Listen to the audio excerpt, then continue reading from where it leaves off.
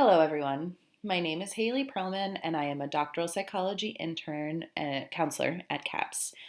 The title of this presentation today is called Being a Woman, My Body and Media. So it's kind of designed for cisgendered women who are very much portrayed a certain way in the media. I imagine that even talking or saying out loud, my body and media, might bring about to our minds just different images that come up about how women and appearance is portrayed in the media. So I just want to highlight that some of these slides that I'll be presenting today are adapted with permission from Dr. Stephanie Mokhtarian, who is a former CAP psychologist and was one of my mentors. So she and I have given similar presentations together, and some of those slides have come from those presentations. So here's the outline. So 3 overarching goals that I'm hoping people will take away, or information people will take away from this. So I want to help people become educated consumers of the media.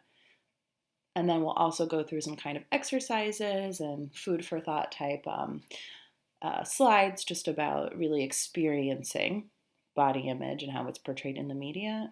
And then, of course, empowerment, advocacy, and what people can do about it. So for today, you'll need about 45, 50 available minutes, up to an hour, depending on how long you want to spend reflecting and writing down some of the journal prompts. So this is a pre-recorded webinar, kind of like the live workshops that CAPS offers. And throughout this video, especially when it comes to journal prompts or, taking time to reflect, you will be encouraged to pause the video so you have enough time to complete the activity. So really all you need is a pen and a piece of paper. Throughout this PowerPoint, there's going to be a series of these journal prompts to ensure that you can kind of think through some of the questions that are coming up and further reflect on some of the things we're going to discuss. All right, so are you media literate? I've seen some different statistics, but essentially all of them say that there is a ton of advertisements that bombard us daily in magazines, on billboards, on TV, and in newspapers, and now with social media, with Instagram, with Facebook. I'm sure even looking at the weatherchannel.com, you might see a sidebar of, a J. Crew shirt that you were looking at a few websites ago, right? It is there everywhere. And related to this, body dissatisfaction is seen in women as early as age 5 years old. So take a moment, and you can pause if you want to do this and spend some time on this, but in the graphic below, every letter corresponds to some type of company. When you glance at this, how many can you name?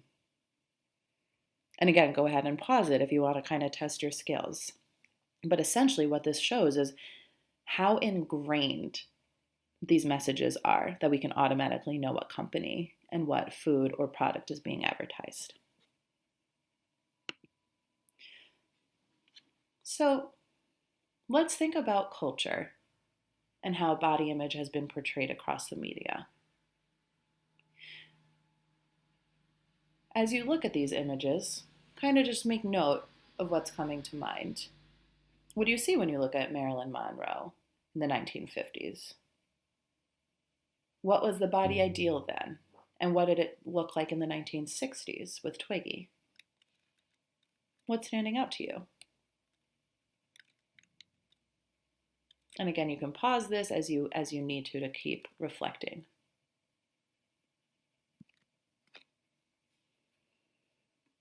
What stands out here? Anything about diversity? Body image, shape, size? What do you see when you look at these women? What comes up for you? What are you thinking? What are you feeling?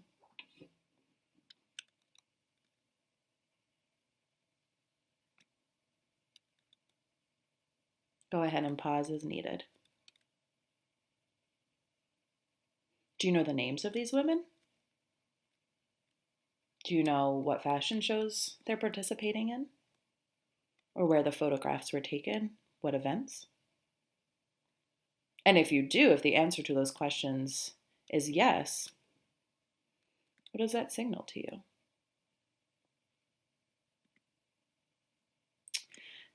I want you to take a minute, go ahead and either, click on the link or copy and paste it into your browser and watch this video.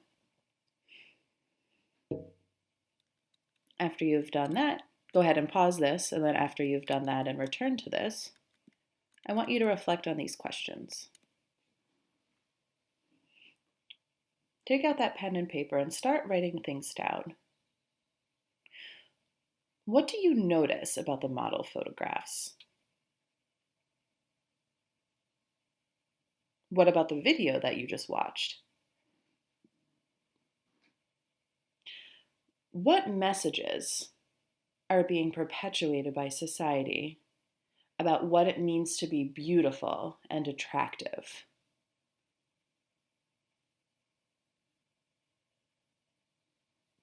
Go ahead and pause and write down your answers. When you're ready, come on back.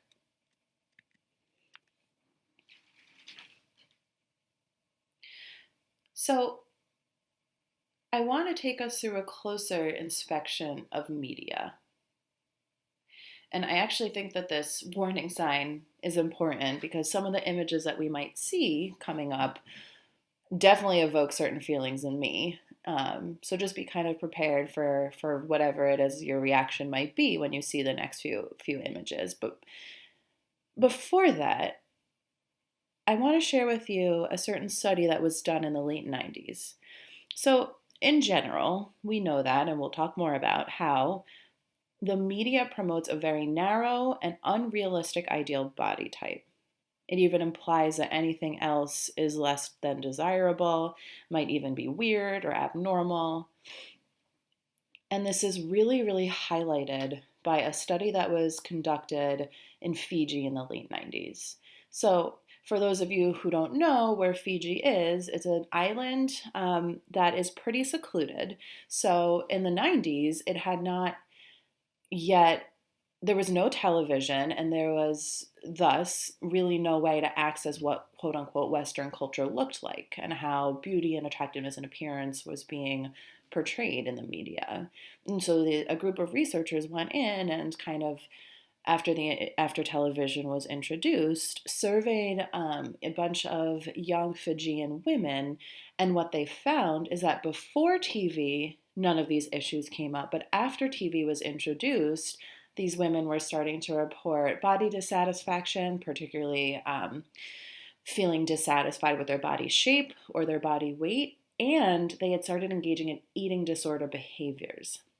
So they had started purging, self-induced vomiting, to control their weight and their shape. And so this is a study that was really kind of a hallmark study for the body image / eating disorder field because it really, really shows just how much media can influence women, how powerful media can be simply just by the introduction of television. All of these body dissatisfaction and eating disorder behaviors were able to be measured. So let's kind of hold that in our mind as we go through the next few slides. This is an advertisement. What do you think is being advertised here? Kind of just think about your answers, or pause and jot them down if that feels important. I have seen this image many, many times in the different presentations that I've given, and all I am drawn to is this woman's open mouth and her painted red lips. And then I remind myself to look down, and I see her breasts and a Tom Ford cologne. Huh.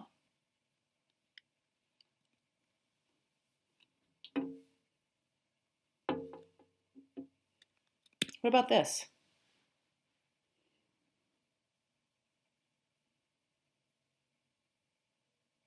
Save the whales. Lose the blubber. Go vegetarian. And if you see, there's a PETA sign across the woman's back. So this is a ad for an organization that's aim is to, protect the animals. Does this even make sense to you? Save the whales with a larger body. Go vegetarian? How does this even add up? Beyond teasing larger body size and equating that with a whale.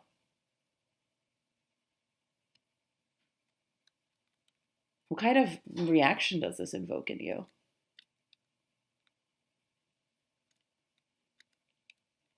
Go ahead and pause, write it down if that feels important. Let's see what's next.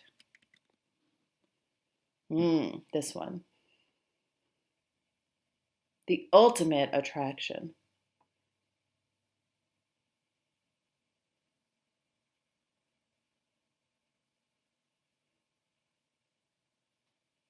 I still, every time I see this, I need to pause and just take it in. That this man is making love to a car. This woman is just an object. So, holding on to all the reactions or thoughts or feelings that we have. What are the messages here for men and for women? How do they make you feel? What are those reactions and feelings that came up for you? What do you wish you could tell the companies?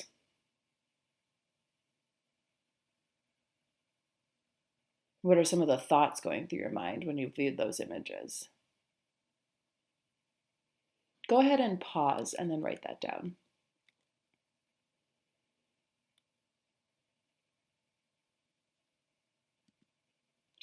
So let's keep going. Let's keep taking a look at the media.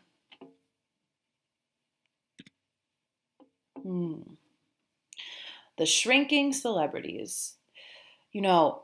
When I was putting together these slides, I was updating them because I know Adele very recently has been in the media for her weight loss. Not the fact that she's one of the greatest singers of our generation. And it's appalling to me how many options I had for what I wanted to put on this slide for shrinking celebrities. That this is still something that's featured in the media, in magazines, when you're online to check out at a grocery store. Secrets revealed, secrets behind Adele's 22-kilogram weight loss.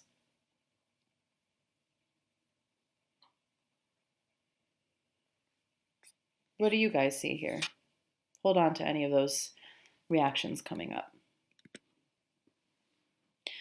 Shrinking celebrities, the Tyra Banks weight loss story. This is someone who has been in the media since she was a young girl. So this is a weight loss journey that that consumers have been able to follow. Tyra's yo-yoing body or yo-yoing diet or shape. Taking it one step further, what about simply just the changing celebrities that we've seen in the media? Like the Kardashian family. I imagine that many of you already knew this, but this is Khloe Kardashian. So she's one of the celebrities from Keeping Up with the Kardashians, one of our famous American families. She's very recently been in the media for her ever-changing face.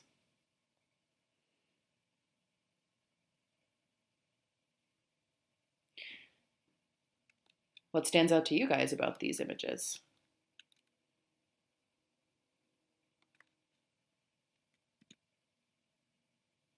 What about the mixed messages we've been given in society? I can't see from looking at these images how far apart the Beyonce was on these covers or how long ago this was. However, we go from Real Women Have Curves, Beyonce at her best, to 7 Day Slim Down, Tone, tighten, and torch. 2,000 calories. Indulge without the bulge. Beyonce, strong and sexy. How she got her powerful post-baby body. So on the left, on the Vogue cover, real women have curves. Here's Beyonce. She's a real woman, and she's you know um, authentic and someone who we would call curvy and real. And then on the Shape cover, we're glorifying, or she's being glorified for getting her baby body or post baby body back. Even on the bottom right hand corner of this Vogue cover, weight obsession. One woman conquers her diet demons. What does that mean? Does that mean how one woman gave up her dieting and got her life back? And if so, what a juxtaposition between the next cover, Indulge Without the Bulge. Right? Like what are we supposed to make of all of this?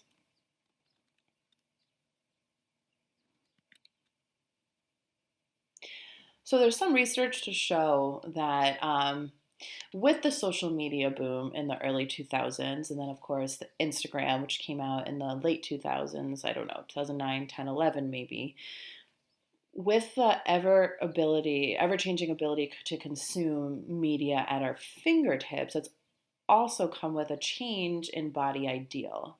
And so there's some evidence and research that shows that the modern body ideal is equated with this idea of strong is the new skinny. So it's not enough to be skinny. There also has to be some muscle tone.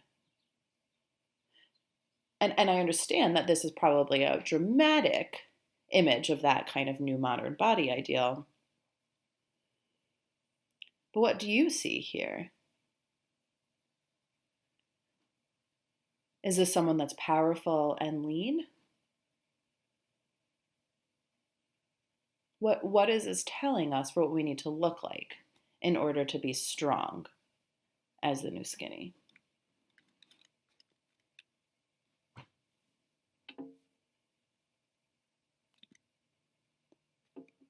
So let's really think about this. I'm going to read through these prompts and then I want you to pause and take some time to really write this down. Given what we've discussed this far and your own kind of experience being a media consumer, what does the perfect woman in our society look like? For example, how tall is she? What do her arms, her legs, and her stomach look like? What is her body shape? What does her butt look like? Her hair, her breasts. Think of some of the celebrities you admire, athletes you admire, or anyone, famous that you see on TV and in magazines. Go ahead and pause to record.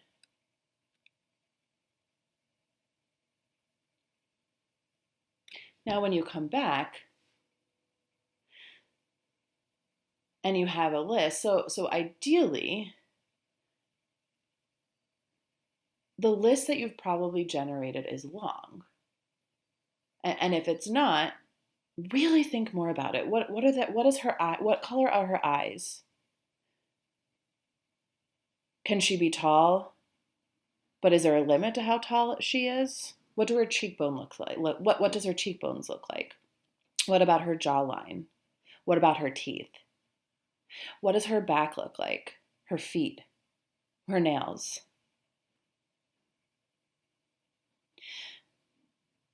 Once you feel like you've gotten a long list, like almost like a laundry list of to-do things that you might make if you're trying to do a house project. Once you've gotten there, take a look and reread everything. Ask yourself, is it possible to be all of these things at once? How do you control how tall a person is, what their cheekbones look like, their jawline?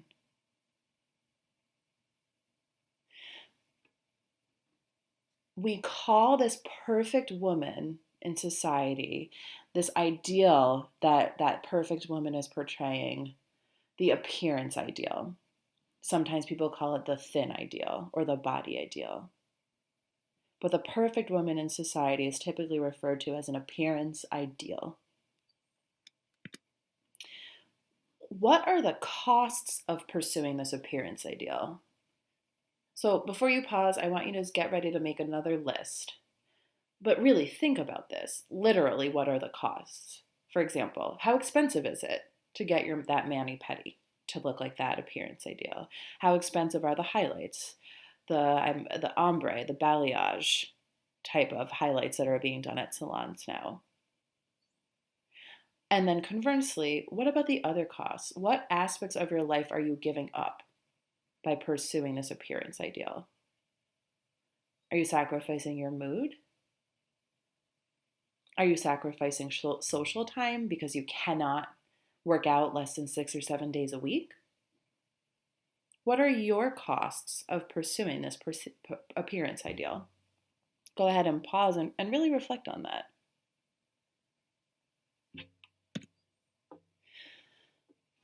So I think we've gotten through the education and experiential part. Let's talk about empowering messages, how to create a sense of empowerment and advocacy.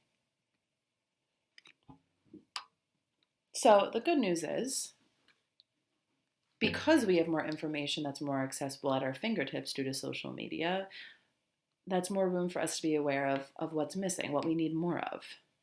More diversity, more representation. Starting with children's books, which is incredibly important because this is the age when kids are still learning. They maybe don't have the ability yet to think for themselves. You know, it's really important as parents or mentors or teachers to introduce kids to all different types of appearance ideals. And so here are some of the books that do that. Here are some more. I Am Enough. Just me. I am enough.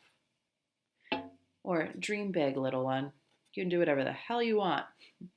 Dream whatever you want. You can dream about whatever you want to be when you grow up.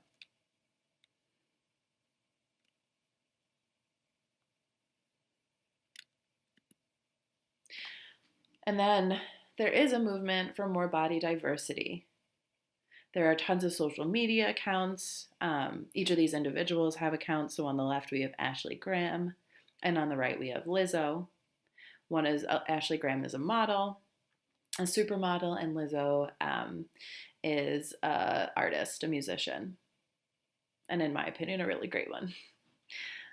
And both of these individuals have Instagram accounts, and there's plenty of other Instagram accounts that are out there.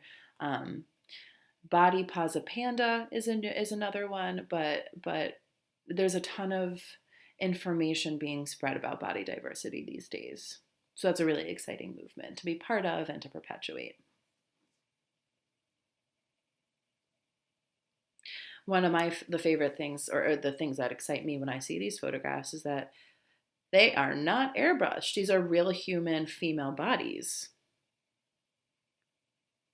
They're soft in some areas. Maybe their breasts aren't perfectly perky and symmetrical. These are humans. These are also humans. Wrinkled or wonderful.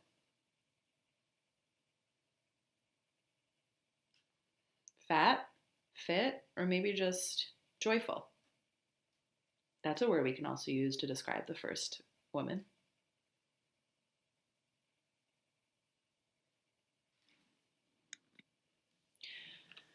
In a moment, you can pause and record your responses, but let's think about your own advocacy. What can you do to take care of yourself? And specifically by that, I mean, what can you do to reinforce these messages of positivity or reinforce or help yourself catch yourself when you're being pulled into or seduced by the trap of the media? And what can you do to advocate for change? How will you take back power? For me, I know that I control the media I do and do not consume. So, just a little bit of self-disclosure about me. I got married recently, and one of the most exciting things for me was picking out my wedding dress. I had been really excited. I love dresses. I loved the different options, and a few of friends of mine or family members who had been previously married introduced me to some wedding dress companies that I began following on Instagram. And it absolutely blew my mind how many models looked underweight that were posing for the photographs and in the wedding dresses. So, one of the things that I did was I really screened which accounts I was comfortable following, and I sent messages indicating how I felt and how infuriating it was seeing underweight models in wedding dresses. That was for me a big piece of taking back my own power, really trying to regulate what media I pay attention to because half of it's bullshit. So go ahead and pause and think about these answers for yourself. Write them down. Taking care of you. Oftentimes, when I'm working with individuals who are coming to see me for counseling because of body image concerns or eating behavior concerns or eating disorders, we often talk about how there seems to be two inner conflicting voices. So one voice is kind of that mean voice. So sometimes we call it the eating disorder voice. It's the voice that's encouraging my client to restrict their eating or skip dinner with their friends because they didn't have a chance to do their exercise yet for the day. Right? That's the mean eating disorder voice. But in everyone, there's also that healthy voice that wants to empower them. And usually, when a client's coming to see me for the first time for an eating disorder or something related to that, the eating disorder voice is the one that's really loud. So, a lot of the work that we do is finding a way to bring out that healthy voice and make it louder. So, I would recommend listen for your own inner healthy voice, the one that has your best interest at heart, even if it's just a whisper, the one that wants you to be flexible about your exercise routine if it means that missing exercise on a particular day means that you get to have more friend time or you get to go to that concert or whatever. Work to find your own meaning and purpose and identify your intention. Identify your intention when you open up Instagram. What will you not pay attention to? What will you choose to limit your attention to? For me, the wedding dress accounts. Assert yourself. Do something that feels good in your body. Are you going for a run because you think it might burn a lot of calories, or are you going for a run because you absolutely love the way you feel during or after a run? Occupy places that promote positive body image. Are you going to restaurants that have a large section of their menu devoted to quote unquote guilt-free options? Do you want to be spending your money at a place that encourages you to buy into the idea that certain foods are guilt-inducing? And that's why you should get the guilt-free options? Does that promote healthy body image? All of these things have to do with taking care of you. Avoid the comparison trap.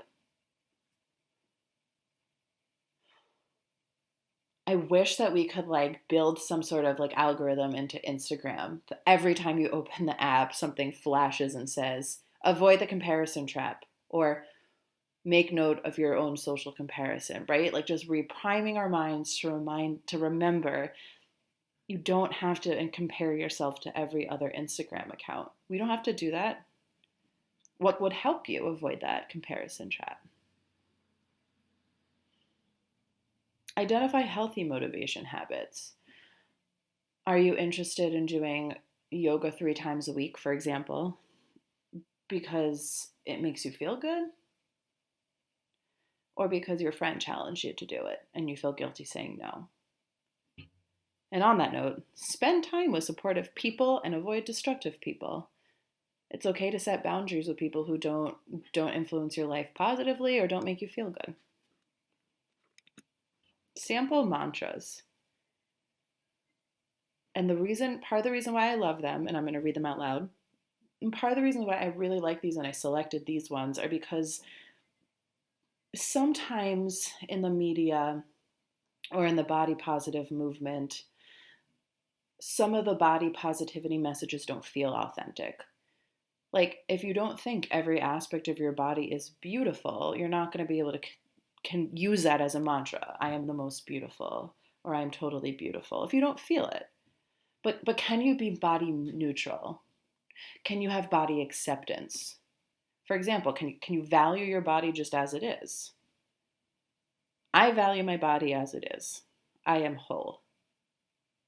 I celebrate my body in this moment. I am perfectly imperfect. I am already what I want to become. I am enough. I can make change happen. I am strong. And feel free to pause this and write any other ones that come to mind. Again, steps towards body neutrality or body acceptance. Tell other people, say it out loud or send them a message when their comments wound your body image or when it feels disparaging. You have a right to be treated well. Leave destructive relationships or lessen or put boundaries in destructive relationships, whether that's a romantic relationship, a familial relationship, or a platonic relationship. Do something that helps you feel good about your body. Take a really nice bath. Light some incense, candles. Get a massage. Put on your favorite clothing that you just feel good in.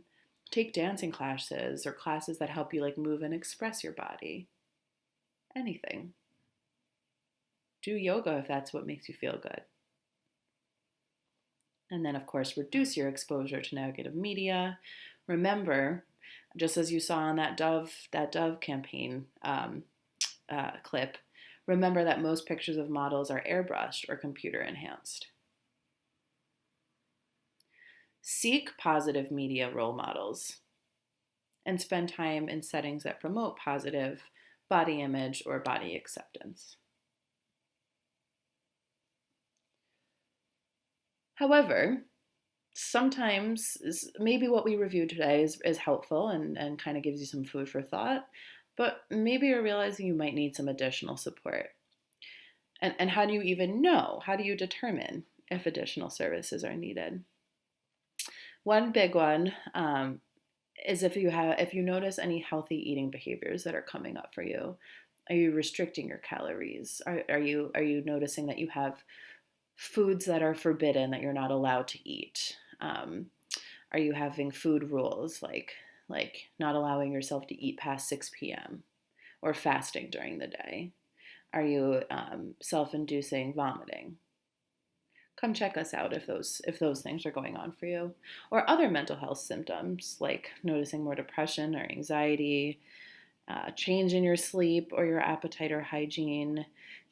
If your day-to-day life is really changing in terms of your academic, social, or work functioning, feelings of hurting yourself or others, if you're having thoughts about suicide, thoughts about homicide, wanting to hurt someone else, come give us a call. And how do you do that? Well, let's take a look. So the Counseling and Psychological Services, CAPS, office is on the fourth floor, as we kind of noted in the very first slide.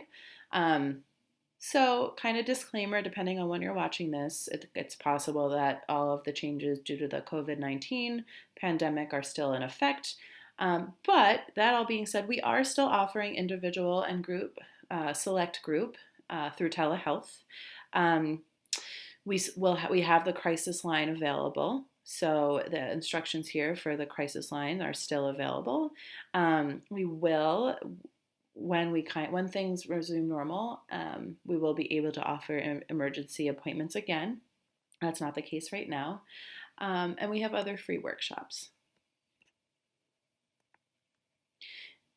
In terms of the Let's Talk hours, if you see in bullet point or bullet number 3, those are temporarily suspended, but those will resume um, again following the COVID-19 pandemic dissipating. So this is what the Let's Talk Now program looks like. So it's free, it's informal, it's in several different cultural centers and offices throughout campus. And then there's just another similar program simply about like, these are just essentially drop in and consulting / talking services located at all of these different places. And if you want to talk further, you can always call CAPS to schedule an appointment. If you've identified that your presenting issues are related to body image or maladaptive exercise or disordered eating, the COPE team is a good place to start. So, Coalition for Overcoming Problem Eating or Exercise is what COPE stands for. So, COPE is a team that exists as a multidisciplinary team that exists at the health center. There's physicians, eating disorder trained dietitians, and counselors like myself. So it's a mix of individual therapy and group therapy, and again, dietitians, nutrition counseling. The dietitians are a really vital asset to our team as well. Sexual Assault Crisis Services, SACS, is also another team that it exists at the health center. So this is free counseling to anyone who's experienced a sexual assault. Services are available for all genders and identities.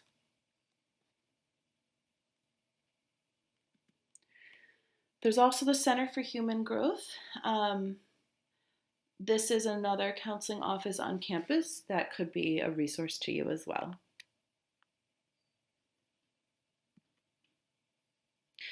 All right, so that's what I've got for you guys today. And again, if you have any questions or you're interested in seeking CAB services further, go ahead and give us a call.